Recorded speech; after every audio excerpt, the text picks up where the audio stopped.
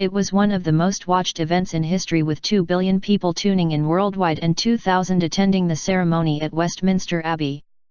Now details of the fraught preparations for Princess Diana's funeral are set to be revealed for the first time in a Channel 5 documentary, Diana, 7 Days That Shook the Windsors. With just a week for the funeral to be arranged, tensions understandably ran high as the royals battled with Downing Street over arrangements, such as whether William and Harry should walk behind the coffin, with the older prince initially refusing to take part in the procession. The documentary also reveals how Paul Burrell and Diana's chauffeur Colin Tebbit had to set up a makeshift morgue when they went to Paris to collect her body from the hospital, bringing in fans to keep the stifling August heat at bay and hanging blankets on the windows to deter photographers.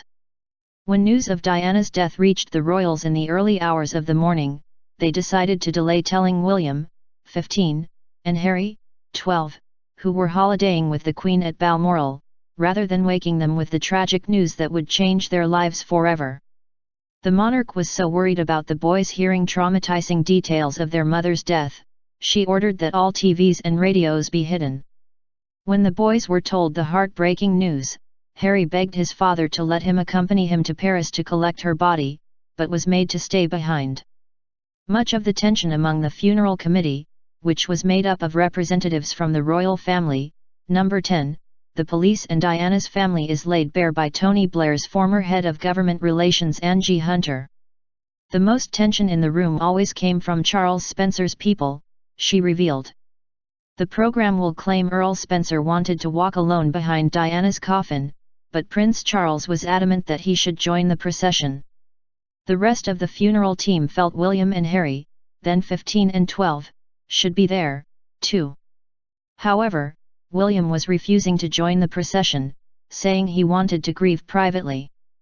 Hoping to persuade William to change his mind, 5 days before the funeral on September 6, the team set up a telephone conference call with Balmoral via a big loudspeaker box on their conference table. "I can remember it sends a tingle up my back, actually," says Hunter. "We were all talking about how William and Harry should be involved, and suddenly from this box came Prince Philip's voice.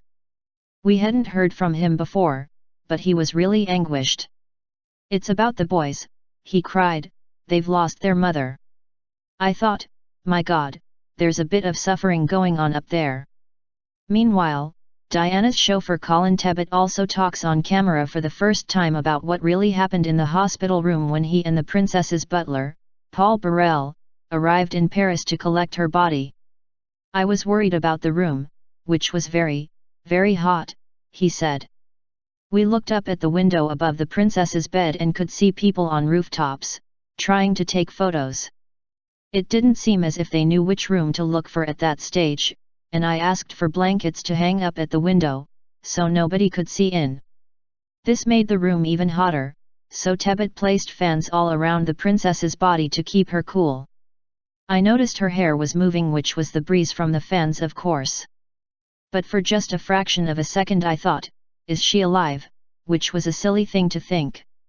Having been on top of everything until then, I had to turn away and take 30 seconds to myself, as a personal emotional moment." Meanwhile, Paul Burrell revealed that he first knew something was wrong when he called Diana and she didn't answer. "Diana always had a mobile phone in her handbag, so I rang her phone and it rang and rang and rang, and I thought it's very strange because she always answers her phone," he recalled. Recalling the moment he saw the royal's body at the hospital, he said, "I honestly thought, entering that room and looking at her, she is not really dead, it's just a joke, a very silly joke, and you can wake up." Diana's private secretary reveals that as officials rushed to make arrangements for the funeral, they were initially worried they wouldn't have enough people to fill Westminster Abbey.